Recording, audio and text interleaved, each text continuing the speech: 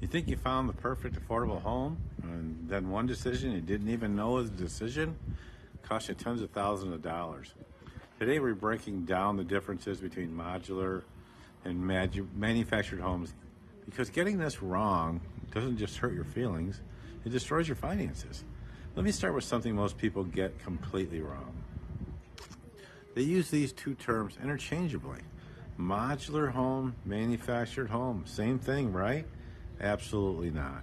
And that single misconception has sent thousands of buyers down a path that left them a property they couldn't sell, couldn't refinance, couldn't even get properly insured. So stick with me here, because this information could be the most valuable thing you watch this week. Let's start with the foundation, and I mean that literally. A manufactured home is built entirely in a factory and then transported to your land on a steel chassis. That chassis, that permanent steel frame underneath the structure, is one of the biggest defining characteristics of a manufactured home. In many cases, it stays there permanently, sitting on a concrete pad, piers, or a basic foundation. A modular home, on the other hand, is also built to the factories in sections, but here's the critical difference.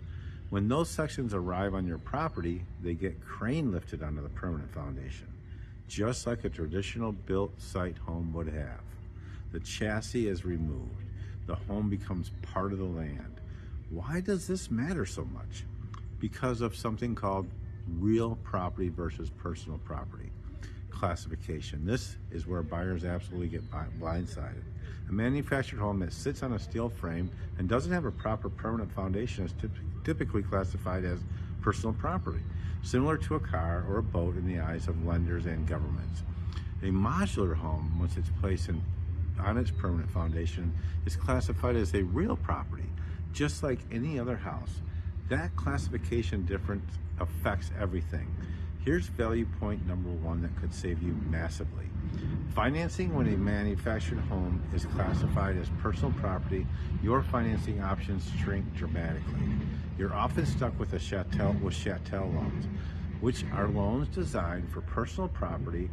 The interest rates on chattel loans can run 2 to 5 percentage points higher than a conventional mortgage.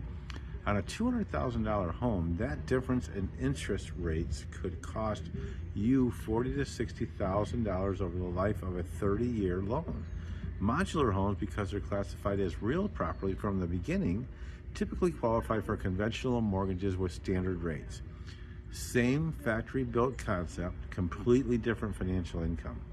Now, let's talk about appreciation and resale value, because this is where manufactured home buyers often feel the real pain years down the road. Manufactured homes historically depreciate in value, much like vehicles do, especially when they remain on leased land or lack a permanent foundation. Modular homes appreciate similarly to traditional built homes because they are legally and structurally treated the same way.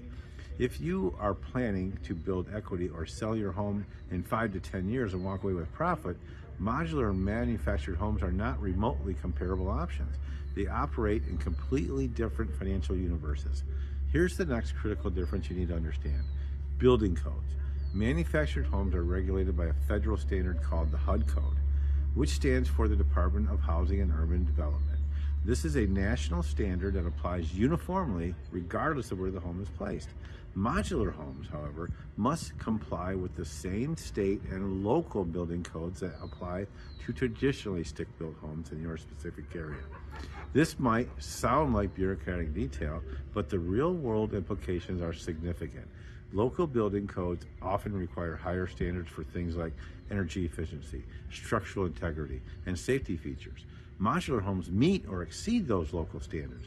Manufactured homes meet a baseline national standard that may or may not align with what your county requires or what future buyers will expect.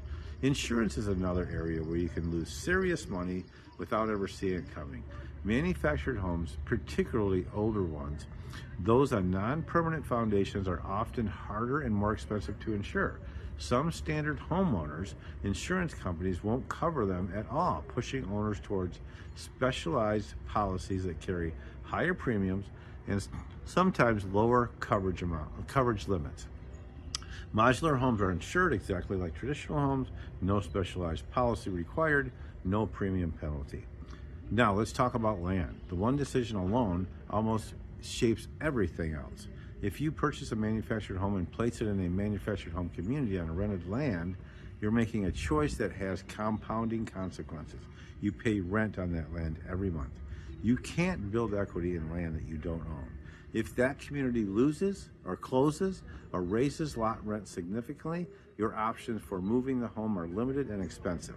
Modular homes are almost always placed on land the buyer owns, which fundamentally changes the financial picture. Now, here's something important that often goes overlooked. You can convert a manufactured home to real property in many states. This process is called titling in, and it involves affixing the home to a permanent foundation and formally recording it as real estate. If you're buying an existing manufactured home, checking whether the conversion has happened is absolutely essential because it changes your financing options, your tax treatment, and your ability to resell. Don't assume, verify. One final distinction that ties everything together: resale market size. When you go to sell a modular home, your buyer pool is every person looking for a home in your area. When you go to sell a manufactured home, particularly one on leased land or without a permanent foundation, your buyer pool is dramatically smaller because conventional lenders won't finance it for most buyers. A smaller buyer pool means more time on the market and lower sales prices. Here's the bottom line. Both of these homes can be excellent options depending on your goals, your land situation, and your financial strategy. Manufactured homes can absolutely make sense for the right buyer in the right circumstance, but they are not the same, and treating them like they are is a mistake that costs real people real money every single day. Do your due diligence before you sign anything. Talk to multiple lenders, talk to your real estate attorney familiar with your state laws, and share this video with anyone you know who is considering either of these options because they need to see this before it's too late. Have a great day.